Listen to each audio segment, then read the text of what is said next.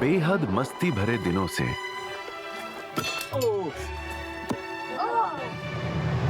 जादुई सी चमकती रातों तक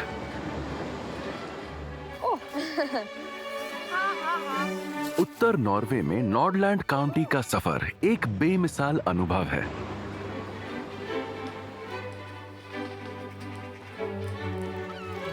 खासकर जून में होने वाले मिड समर फेस्टिवल के दौरान वहां होने की बात ही कुछ और है।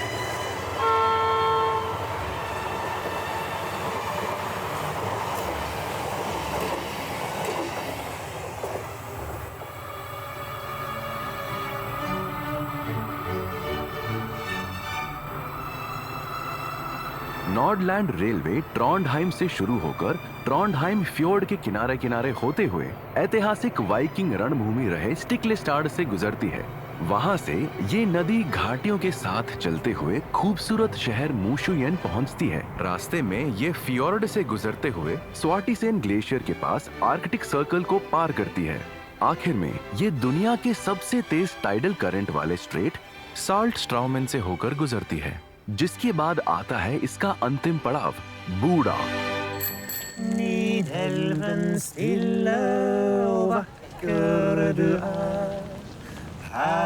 हेनरिक स्टर्कसन और ओयस्टाइन डीग्रे नीडेल्वा नदी के बारे में एक गीत गा रहे हैं जो ट्रॉन्डहाइम से होकर बहती है। ये गीत इस पुराने शहर के पुल के बारे में है जो खंभों पर बने गोदामों से घिरा हुआ है। ये ट्रॉन्डहाइम के राष्ट्रगीत जैसा है। ये शहर पुराना है, लेकिन इसके सिटी सेंटर में युवाओं का जमावड़ा है। हम अपनी पुरानी जर्जर साइकिलों से शहर में घूम सकते हैं। ये खूबसूरत है और ज्यादातर समतल है।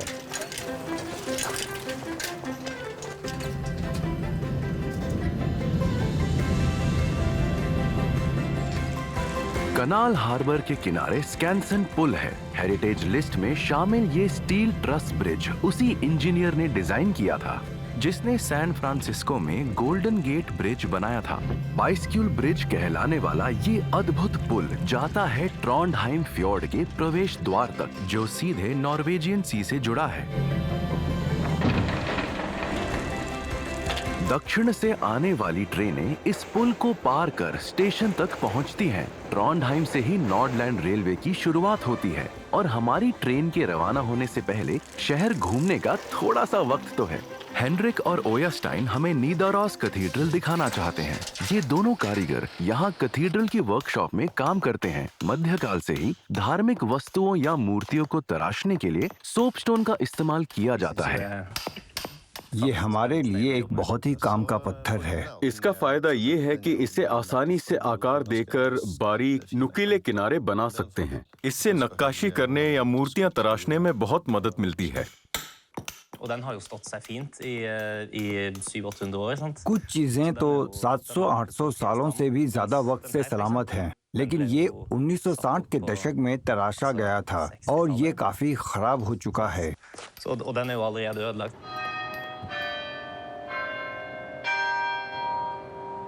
हमारा मुख्य काम उन समस्याओं को सुलझाना है जो पिछली बार हुई मरम्मत में लिए गए गलत फैसलों की वजह से पैदा हुई हैं, जैसे कि खराब किस्म का पत्थर जिसे अच्छा समझ लिया गया।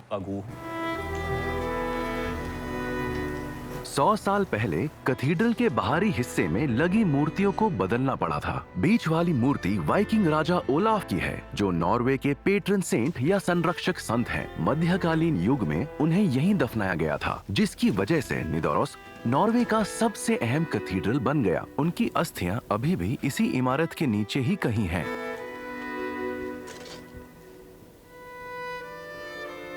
लेकिन इस बात पर मतभेद है कि ओलाफ को असल में कहां दफनाया गया है।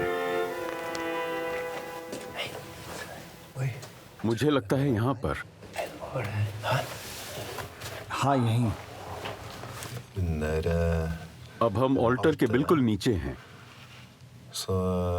अगर किसी राजा को दफनाना हो तो सबसे पवित्र जगह पर ऐसा करने का ही मतलब समझ में आता है।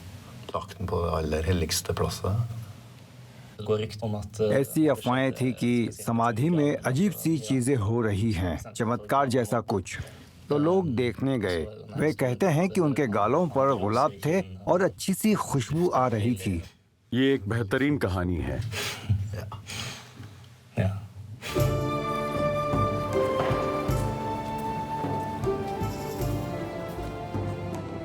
ओलाफ की वजह से नॉर्वे के राजाओं के राज्याभिषेक नीदरॉस कैथेड्रल में होते थे। बीते वक्त में इस इमारत पर अनगिनत राजमिस्त्रियों ने अपने चिन्ह छोड़े हैं। यहाँ ढेरों हैं। देखते हैं। ये एक रेत घड़ी है। यहाँ एक क्रॉस है। एक और। यहाँ लगभग सभी पत्थर क्रॉस बियरर के हैं। ये शायद सैकड़ों साल पुरानी बात होगी, लेकिन ये चिन्ह हैं हम जैसे लोगों के जो हमारे ही जैसा काम कर रहे थे। इससे महसूस होता है कि हम किसी बड़ी परंपरा का हिस्सा हैं। ये एक हैमस्टर व्हील जैसा है। ये कभी घूमना बंद नहीं करता। हमें पता है कि इस काम में वक्त बहुत खर्च होता है। ये देखना अद्भुत है कि कुछ इतना सुंदर बनाने में कितनी मेहनत लगती है।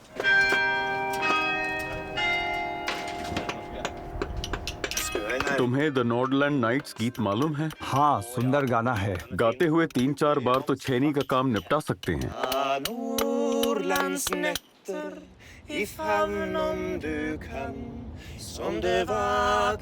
ये गाना उत्तर में गर्मी की रातों की खूबसूरती के बारे में है।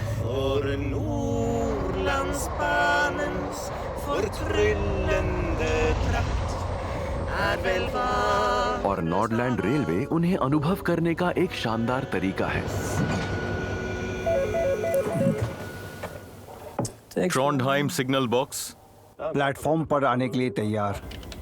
दूसरा ट्रैक खाली है।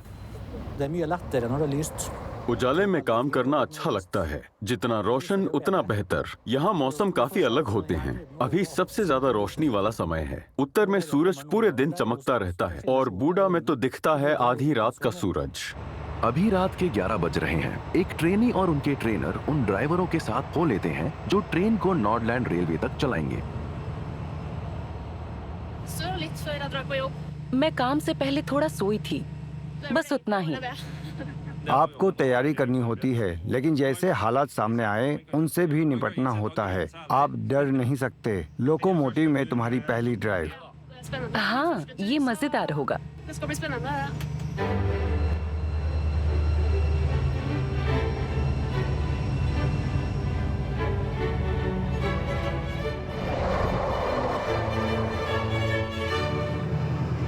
ट्रेन नॉर्डलैंड रेलवे पर चल पड़ती है, ट्रॉन्डहाइम फ्योर्ड के किनारे किनारे। इसके आगे 729 किलोमीटर का सफर है, जो इसे बनाता है नॉर्वे का सबसे लंबा रेल मार्ग।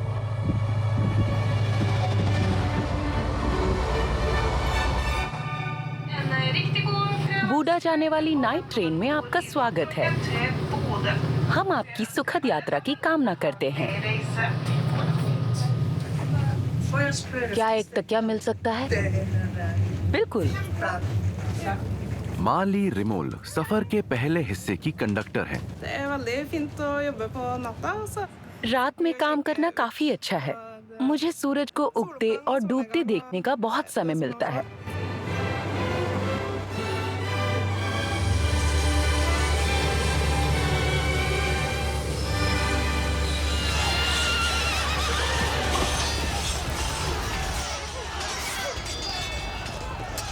रेलवे लाइन स्टिकलेस्टार्ड से होकर गुजरती है, जहां सेंट ओलाफ ने कभी जंग लड़ी थी। पेयर स्टाइनर एक आर्कियोलॉजिस्ट हैं जो ओलाफ पर स्टडी करते हैं। ये एक मजेदार विषय है क्योंकि नॉर्वे के इस राजा के बारे में ज्यादा जानकारी नहीं है। सबसे बढ़कर ओलाफ एक लेजेंड, एक मिथ है। ये खंबा उस जगह खड़ा है जहां पहला चमत्कार हुआ था। ये चमत्कार स्टिकलेस्टार्ड में लड़ाई के दौरान एक बूढ़े अंधे आदमी के साथ हुआ था। उसे अपने हाथों पर कुछ गीलापन महसूस हुआ और जब उसने उन्हीं उंगलियों से अपनी आंखों में खुजली की तो उसे दिखाई देने लगा। उसके हाथों पर लगे ओलाफ के खून ने उसकी आंखों की रोशनी लौटाई थी। स्टिकलेस्टार्ड कल्चरल सेंटर टूरिस्टों को वाइकिंग जीवन की झलक दिखाता है। चलो चले। Jeg tror kanskje gjennom å vise हम लोगों को ओलाफ के समय में समाज की अच्छी और बुरी दोनों तस्वीरें दिखाते हैं। Hva i da. इसे खुद से दूर रखो और फूंक मारो। क्या तुम्हें चक्कर आ रहे हैं? हाँ, अभी। बहुत बढ़िया। Nå så her plankene her er det som skal bli taket. इन पटरों का इस्तेमाल छत बनाने के लिए किया जाता रहा होगा। इसके लिए हम वाइकिंग युग के औजार प्लेन का इस्तेमाल करेंगे। Så det med å prøve å gi folk et lite मैं लोगों को पुराने समय की कारीगरी से वाकिफ करवाता हूँ। उस वक्त लोग हर तरह का काम बखूबी कर लेते थे। उनके पास अलग अलग चीजों का काफी हुनर था। Det som Olav jobba med var jo å gjennomføre Olaf एक ऐसा समाज बनाना चाहते थे जो वाइकिंग समाज से अलग हो। वो नॉर्वे को यूरोप में मौजूद एक ईसाई देश बनाना चाहते थे, लेकिन उस वक्त इस तरह के घरों में रहने वाले सामंतवादी मुखिया इस बात के पक्ष में नहीं थे, क्योंकि उसका मतलब होता कि वे अपनी राजनीतिक और धार्मिक ताकत गंवा देते। Så det jeg er veldig opptatt av at folk skal मैं चाहता हूं कि लोग ये समझें कि चीजें लगातार बदल रही हैं। मतलब उनके पास अपनी दुनिया बदलने की ताकत है, और यहाँ स्टिकलेस्टार्ड में हम ऐसा करके दिखाते हैं। इसलिए मुझे इस कहानी का हिस्सा होना बहुत अच्छा लगता है। kunne være en del av den historien her.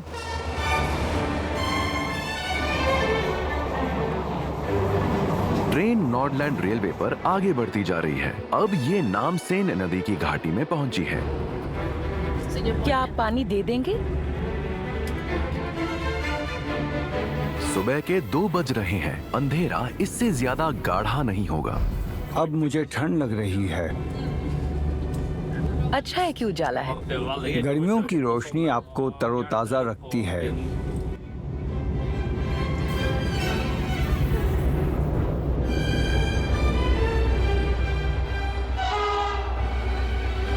Train पर मौजूद कैफे में रात भर ग्राहक आते रहते हैं। Vi er vant til det her. हमें इसकी आदत है। हम दिन में सोते हैं और मेरे साथ अच्छी कंपनी है। आज मैं माली के साथ काम कर रही हूँ।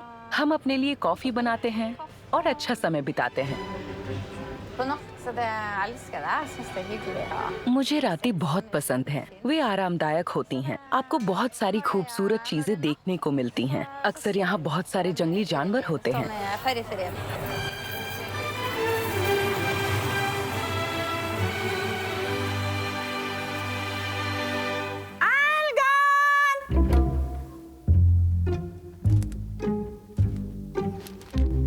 नामस्कोगन वाइल्ड लाइफ पार्क की खासियत है यहाँ मौजूद नॉर्डिक जानवर।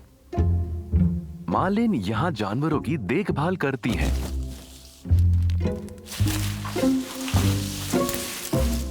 सर्दियों में जब बहुत बर्फ पड़ती है तो मूस पटरियों पर जाना पसंद करते हैं, क्योंकि वहाँ बर्फ कम गहरी होती है। अगर कोई ट्रेन आती है तो वे हेडलाइटों की चकाचौंध में देख नहीं पाते और बचकर भाग नहीं पाते। कई मारे जाते हैं।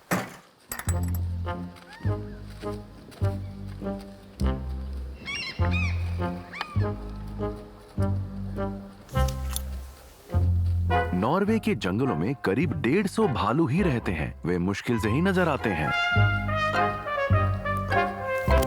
लेकिन वाइल्ड लाइफ पार्क में रहने वाले भालू ज्यादा भरोसा करने वाले जानवर हैं। Se bak deg, Bjørn. पीछे देखो ब्योन, Han er lat.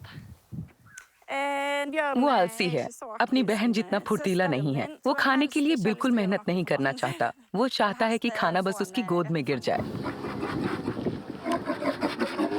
मैं उनकी बहुत इज्जत करती हूँ।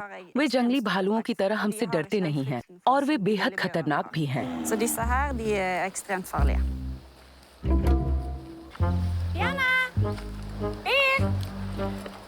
Hei, skal du तुम्हें खाने के लिए कुछ चाहिए?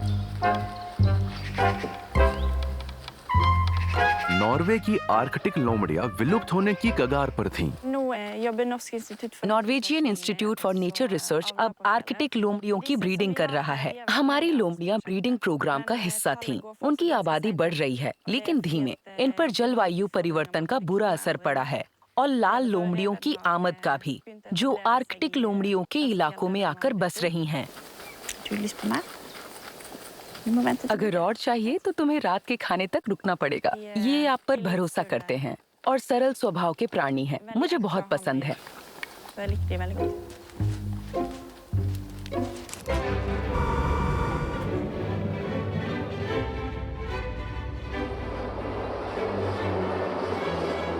नाइट ट्रेन तेजी से आगे बढ़ती चलती जा रही है।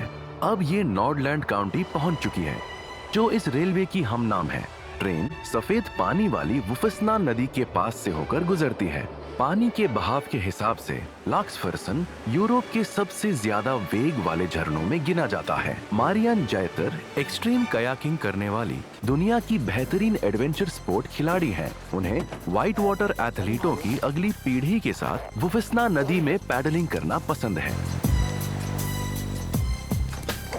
Når det blir lite vann ellers i Norge, så har også alt Norway में पानी कम हो रहा है, लेकिन यहाँ हमेशा रहता है। यहाँ 45 किलोमीटर की रैपिड है। med whitewater, da, med mesteri.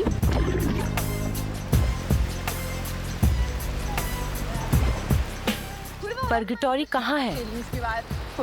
ये तब होता है जब पानी का स्तर ऊंचा होता है और तेज रैपिड्स के सामने एक लहर होती है। अच्छा, उसके बाद आती है जन्नत। क्या हम वहाँ सर्फ करेंगे? तब हम इसे सर्फर्स पैराडाइज कह सकते हैं। मेरे दिमाग में एक गाना आ रहा है, लेकिन मुझे उसके बोल याद नहीं आ रहे हैं। Et eller annet. Surfers Paradise. As I walk through the valley of the shadow of death, I take a look at my life and realize there's nothing left. Særlig når jeg var yngre. जब मैं छोटी थी तो मुझे हर पल को जीने का एहसास बहुत पसंद था।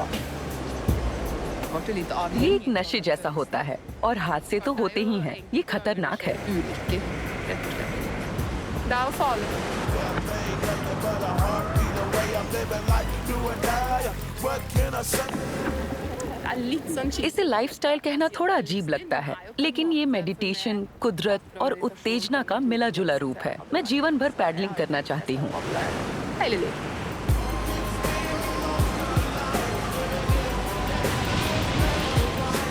Gangsters Paradise. Det er jo en bra. Gangsters paradise. हाँ, अच्छा गाना है। हाँ, अब मेरे दिमाग में गैंगस्टर्स पैराडाइज अटक गया है। Gangsters Paradise. Tell me why are we so. Veldig gøy.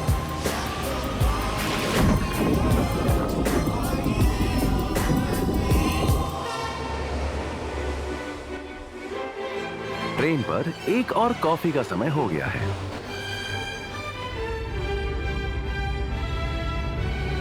सुबह 4 बजे सूरज बादलों को भेद कर निकलता है। नॉर्डलैंड रेलवे लाइन मूशियन से होकर गुजरती है, जो नॉर्डलैंड का दूसरा सबसे पुराना शहर है, जहां नदी वेवसन फ्योर्ड में मिलती है। रात में ये बेहद सुंदर दिखता है। लैंडस्केप तलाशते किसी चित्रकार के लिए परफेक्ट।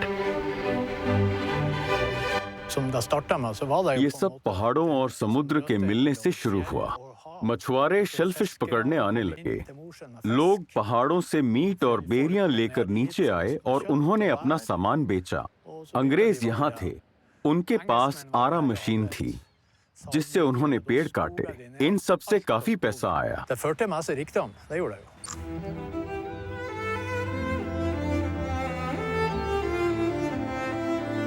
स्टिग ओवे सीवर्टसन तस्वीरें लेते हैं और फिर अपने स्टूडियो में जाकर वाटर कलर से उन्हीं दृश्यों की पेंटिंग बनाते हैं। मौसम और समय के मुताबिक उनके चित्रों में रात का लैंडस्केप काफी विविध हो सकता है। गर्मियों में पूरी रात धुंधली सी रोशनी रहती है। उस रोशनी में एक खास असर होता है। ये रात 11 बजे की है। एक सामान्य मिड समर तस्वीर। सूरज उत्तर से आता है और लालिमा बिखेर देता है। इस तस्वीर में मेरा फोकस आसमान पर है। तूफान आने वाला है। यहाँ हवा और मौसम खराब हो सकता है। आखिरकार हम उत्तरी नॉर्वे में हैं। मैं अपनी तस्वीरों में यही दिखाना चाहता हूँ।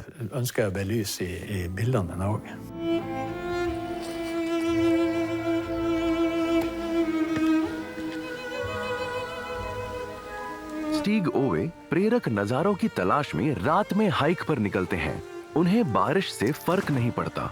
आज रात वे हेल्गलैंड स्ट्रापा की 4200 सीढ़ियों में से कम 600 सीढ़ियां चढ़ना चाहते हैं। पत्थर की ये सीढ़ियां कुछ साल पहले नेपाल के शेरपाओं ने बनाई थीं। स्टिग ओवे कहते हैं कि ये सीढ़ियां कला का वैसा ही नमूना है जैसे मिस्र के पिरामिड।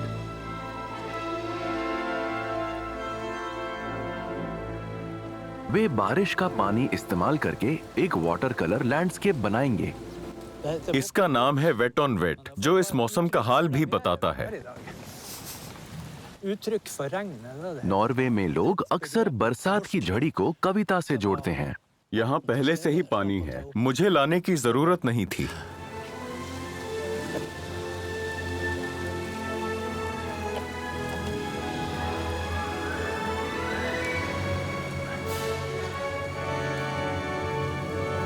ओवे की दिलचस्पी इस बात में है कि यहाँ के नजारे लोगों की जिंदगी को कैसे आकार देते हैं। मुशुएन में रहते हुए आप कभी क्षितिज नहीं देख सकते। ध्यान हमेशा पहाड़ पर ही रहता है। ये थोड़ा मुश्किल हो सकता है। लोग कहते हैं कि मेरे चित्रों में थोड़ी उदासी होती है, लेकिन पेंटिंग उसमें मददगार होती है। मैं पेंटिंग करना बंद नहीं कर सकता। ये मेरे लिए जीने का तरीका है। अब काम खत्म करने का समय है। हाँ,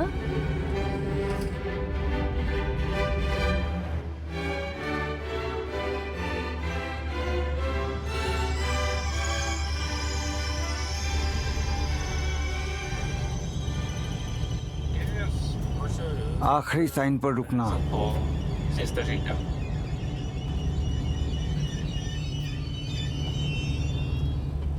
बहुत बढ़िया। सुबह 4:45 बजे मुशुएन में ट्रेन क्रू की शिफ्ट बदलती है। अब सोना अच्छा रहेगा। सफर अच्छा था। बहुत सारे लोग थे पर शांति थी। वे सो रहे थे और कैफे में बस कुछ वैसा ही माहौल था जैसा होना चाहिए। आर्टले ब्रॉटिन माली की जगह लेते हैं और नए ट्रेन ड्राइवर यात्रा के लिए तैयारी में। वे ट्रेन को नॉर्डलैंड रेलवे के अगले हिस्से में ले जाएंगे, आर्कटिक सर्कल के पार बूडा तक। निकलने के लिए तैयार। तड़के सुबह शिफ्ट होने के बावजूद कंडक्टर अच्छे मूड में है। मैं 3:30 बजे उठ गया था, काफी जल्दी।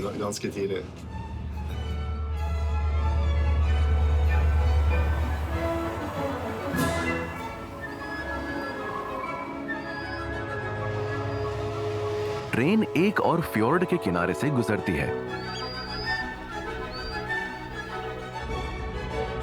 ये देहात के इलाकों से 130 किलोमीटर प्रति घंटे की रफ्तार से गुजरती है।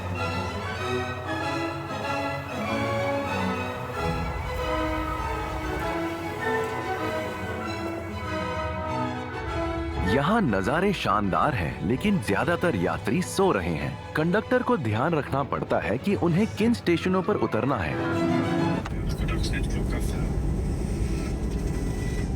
रेडियो पर शाम 5 बजे की खबरें शुरू हो रही हैं और ट्रेन अंदरूनी इलाकों की ओर मुड़ने लगती है। ज्यादातर लोगों को एहसास भी नहीं होता।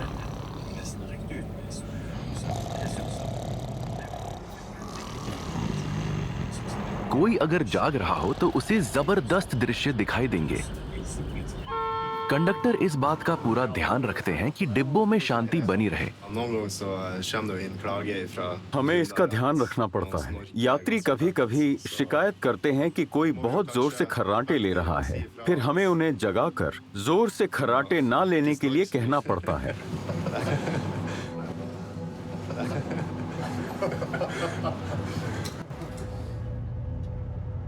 ट्रेन एक सुरंग से तेजी से गुजरती है और पास ही एक बिल्कुल अलग अंडरग्राउंड दुनिया दिखाई देती है। प्लूरा घाटी में 2.6 किलोमीटर लंबी डूबी हुई गुफाएं हैं। इनमें एक संगमरमर का रास्ता है जो एक हवा से भरे चेंबर तक जाता है।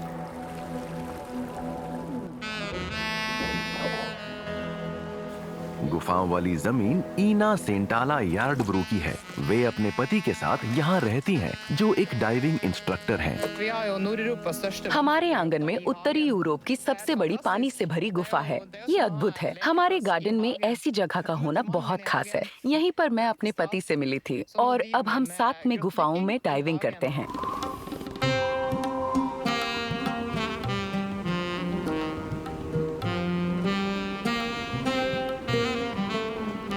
ईना का परिवार 6 पीढ़ियों से इस दूर दराज की घाटी में रह रहा है। उनके पूर्वज यहाँ एक छोटा सा फार्म चलाते थे।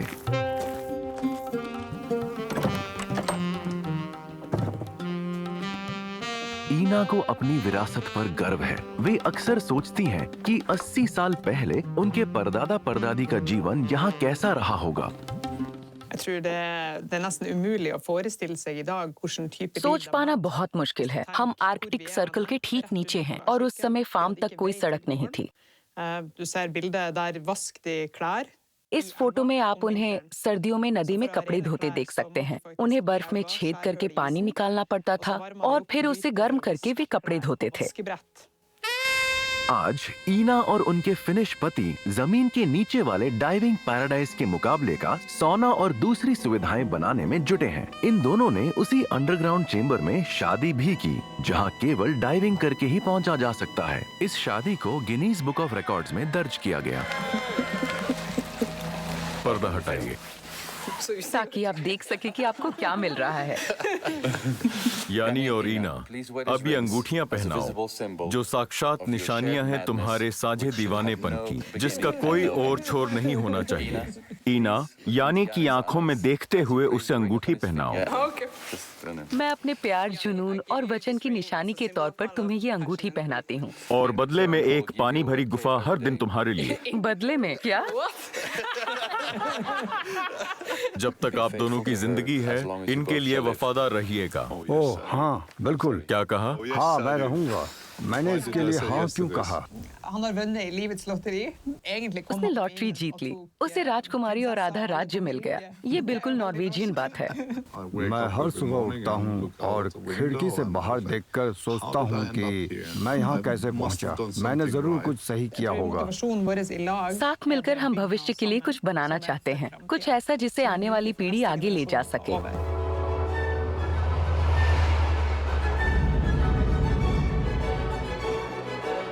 नॉर्डलैंड रेलवे के किनारे 150 से ज्यादा सुरंगें हैं, लेकिन इस खूबसूरत नजारे के पीछे एक दर्दनाक इतिहास छिपा है। इनमें से कई रेल सुरंगें दूसरे विश्व युद्ध में नाजियों ने युद्ध बंदियों और बंधुआ मजदूरों से बनवाई थीं। जब बेनी सैतेर्मो अपने बच्चों को मछली पकड़ने ले जाते हैं, तो वे उन्हें इस इलाके के इतिहास के इन पहलुओं के बारे में भी बताते हैं। उम्मीद है कि हम कुछ पकड़ सकेंगे। हाँ।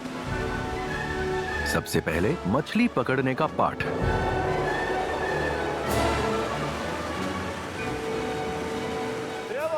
दो धाराओं के बीच में डालने की कोशिश करो। ठीक है, मैं अपनी ओर खींच रहा हूँ। ट्रेन आ रही है।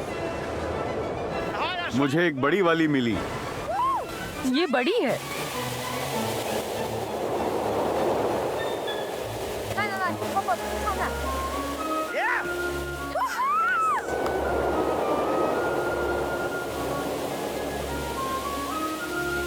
बढ़िया ट्राउट है। हाँ है ना? हाँ, ये मेरी, हिलमार और डैड की है। ये देखो, वो वाला ब्रिज। हाँ। वाह, ऊपर उन जवानों को देख रहे हो? क्या ये युद्ध से है? हाँ, और वो दूसरे लोग कैदी थे। क्या वे रेलवे पर काम कर रहे हैं? हाँ, वो कैंपों के कैदी हैं।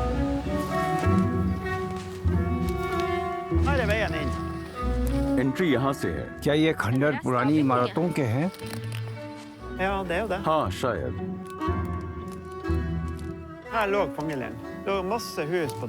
ये जेल का कैंप था। और यहाँ कुछ चीजें हैं। ये एक छोटा सा घर था। एक दरवाजा। स्टोव का है। कैदी इसे गर्म रहने के लिए इस्तेमाल करते थे। सोचो अगर ये अब भी काम करता। ये फोक्सवैगन कार कंपनी का प्रोडक्ट है। सच में? ये उनका अवन रहा होगा। ये बैरके हैं जहाँ वो कैदी रहता था। देखो वो कितना दुबला पतला था। क्योंकि उसके पास खाने के लिए नहीं था। सोचो तुम्हारी दादी की दादी अंधेरे में रेंगते हुए बाढ़ तक पहुँच रही हैं और उस पार से खाना फेंक रही हैं। कितना अच्छा है। और उस बाल्टी को देखो। क्या तुमने पहचाना इसे? ये रही। वाह, Tenk på det.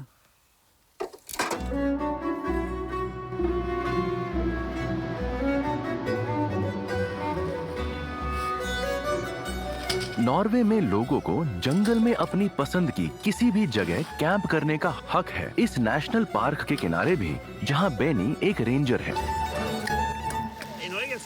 नॉर्वे में हम प्रकृति में समय बिताने को फ्रीलुफ्ट्सलेव कहते हैं। ये शब्द आजादी, हवा और जीवन से मिलकर बना है। ये शब्द 18वीं शताब्दी में नॉर्वे के लेखक हेनरिक इब्सन ने दिया था।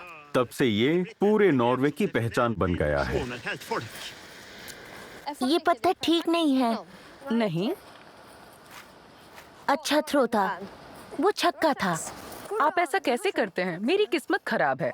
बच्चों चलो चलो स्वाद चखें। ठीक है। वाह, तुम इसे ब्रेड के साथ खा सकते हो। मुझे बस मछली चाहिए।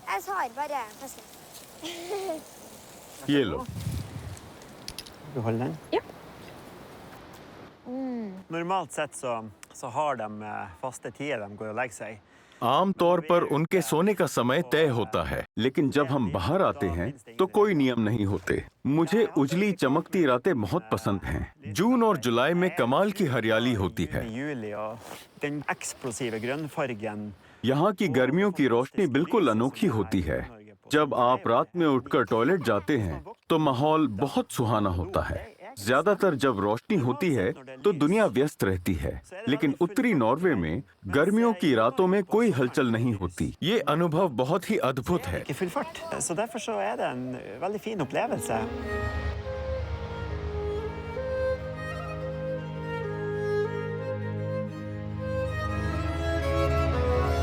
नॉर्डलैंड railway Saltfjellet Svartisen national park से भी होकर गुजरती है। सुबह सुबह सूरज उगने के बाद स्वाटीसेन ग्लेशियर तक ट्रैकिंग करने के लिए मौसम एकदम सही होता है। Det er enormt mye smelting. ये सब ग्लेशियर का पिघला हुआ पानी है। ये हर दिन फैलता है, लेकिन और भी तेजी से पिघलता है।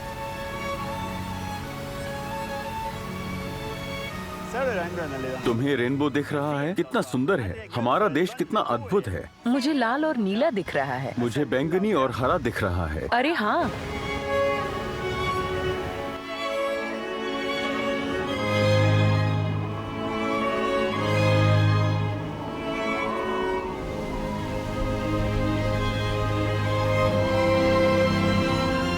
बढ़ता तापमान ग्लेशियर पर अपना असर छोड़ रहा है। 50 साल पहले बर्फ यहाँ तक पहुँची थी। ये बेमिसाल है। वाह, Denne svartisen har jo på mange måter vært हमें स्वाटीजन पर गर्व है कई वजहों से। हम ये सुनकर बड़े हुए हैं कि नॉर्वे का दूसरा सबसे बड़ा ग्लेशियर यहाँ है। og at den har det kule navnet. Det er fantastisk å se. बहुत अच्छा लगता है पुरानी बर्फ में दरारी देखना, क्योंकि जल्द ही ये गायब हो जाएगा। Begynner jo å være borte. मानचित्र से गायब। Leksikonet smelter bort.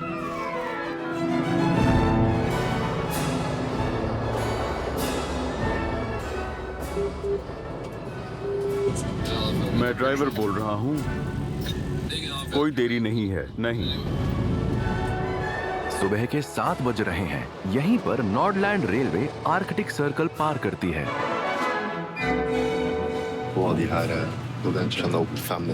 ये मैसेज आर्कटिक सर्कल आने से 5 मिनट पहले दिखाई देता है। हम घोषणा भी करते हैं, लेकिन रात की ट्रेन में नहीं, क्योंकि हमें शांति रखनी होती है। इस पॉइंट की पहचान के लिए ट्रैक के दोनों ओर पत्थरों के ढेर रखे गए हैं।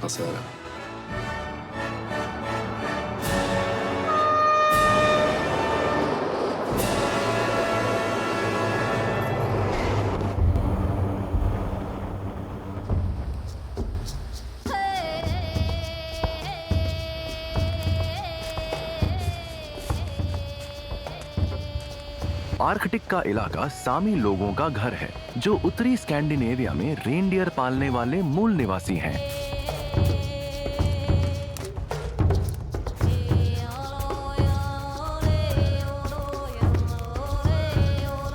बेयर ओले और नीना ओस्काल को बताया गया है कि एक मरा हुआ जानवर देखा गया है। शायद नॉर्डलैंड रेलवे की किसी ट्रेन से वो मरा है। रेलवे के लिए जिम्मेदार सरकारी एजेंसी बाने नौर ने जानवरों को दूर रखने के लिए बाड़ें लगाई हैं। बाड़ों से मदद तो मिलती है, लेकिन फिर भी कई रेनडियर पटरियों पर मारे जाते हैं।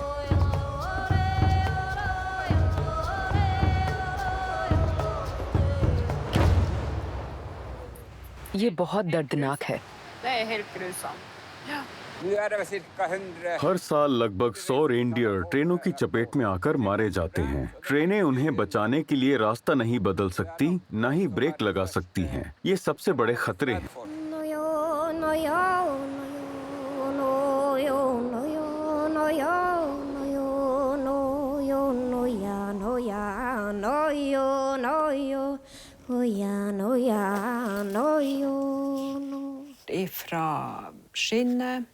हम इनके चमड़े का इस्तेमाल करके इस तरह के जूते और बैग सिलते हैं।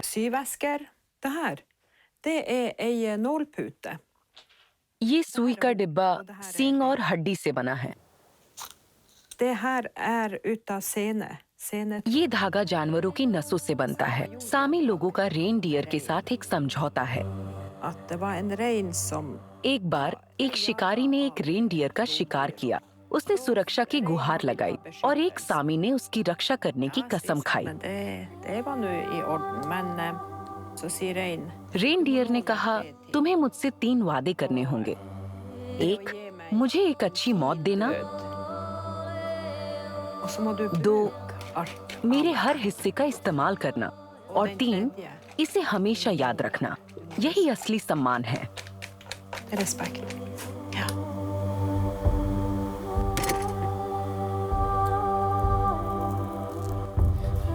आज नीना रेनडियर के खून से बने पारंपरिक पैनकेक बना रही हैं। वे उन्हें अपने कोटा या झोपड़ी में पकाती हैं।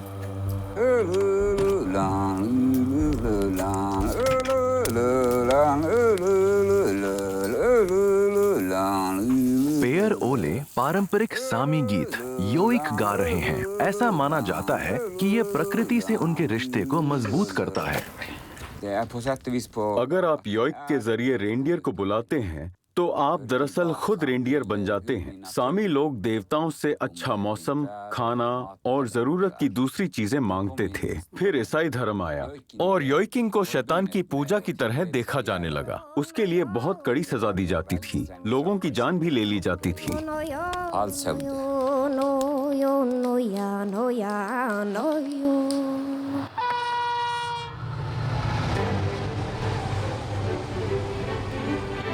समुद्र तल पर नॉर्डलैंड रेलवे एक और फ्योर्ड से होकर गुजरती है। ये साल्टस्ट्राउमेन का इलाका है, जो दुनिया का सबसे तेज टाइडल करंट वाला स्ट्रेट है। जैसे जैसे धारा बदलती है, 40 करोड़ घन मीटर पानी इस छोटे से गैप को धकेलता है।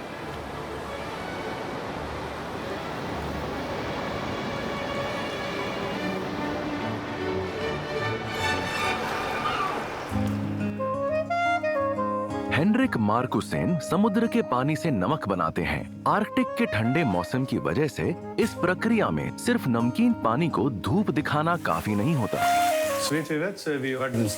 जहाँ तक हमें पता है, हम दुनिया के धुर उत्तर में नमक बनाने वाले लोग हैं। हम लगातार ऊर्जा की खपत कम करने के तरीके ढूंढते रहे हैं। ये बहुत मुश्किल और मेहनत भरा काम है। यहाँ ठंड की वजह से पानी शायद ही कभी प्रदूषित होता है, इसीलिए नमक इतना बढ़िया, साफ और महीन बनता है। नमक तो नमक ही होता है, लेकिन कुछ नमक दूसरों से बेहतर होते हैं।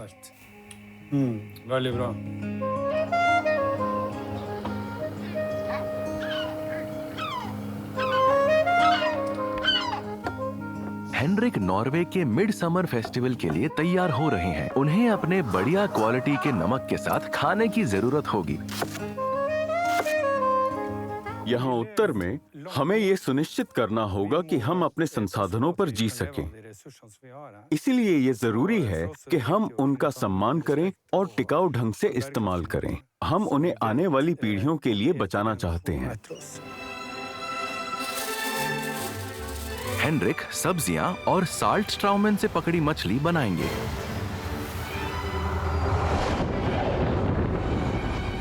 ये नॉर्डलैंड रेलवे का अंतिम चरण है। बूडा नॉर्डलैंड की राजधानी है। ये तटीय शहर एक फ्योर्ड के मुहाने पर है।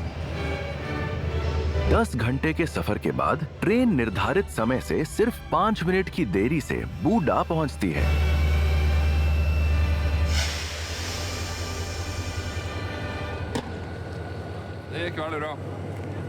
सब बढ़िया रहा। रास्ते में खूब हरियाली है। अब मैं सोने जा रहा हूँ। नॉर्वे के लोगों के लिए मिड समर बहुत खास समय होता है। 23 जून को वो सेंट हांस के नाम पर भोज रखते हैं। ऐसा माना जाता है कि ये जॉन द बैप्टिस्ट के जन्म की पूर्व संध्या है। आप आग से बहुत दूर बैठे हैं। मैं मछली लाया हूँ फॉइल में लपेटकर। मिड समर की शाम ईसाई और पुराने पेगन रीति रिवाज एक साथ मनाए जाते हैं। ये अच्छे फूल हैं। ये मिडो स्वीट है। ये क्या है? हेजबेड स्ट्रो और रेड क्लोवर घास, और ये क्रेंस बिल है। इसकी लंबाई कितनी होनी चाहिए? इतनी लंबी नहीं, इतनी लंबी नहीं।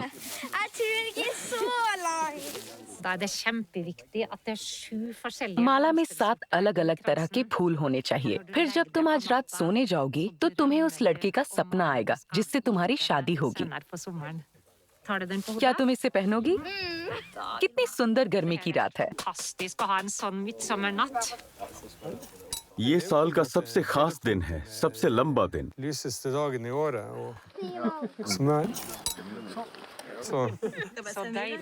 स्वादिष्ट। जब मैं बड़ा हो रहा था तो गर्मियों में लोग कहते थे कि अंधेरा होने पर तुम सो सकते हो, और उसका मतलब है कि इसमें 1 महीना लग सकता है। जब मौसम अच्छा होता है तो हम सबको छोड़ छाड़ कर जितना हो सके उसका मजा लेते हैं, क्योंकि ये जल्द ही बदल सकता है।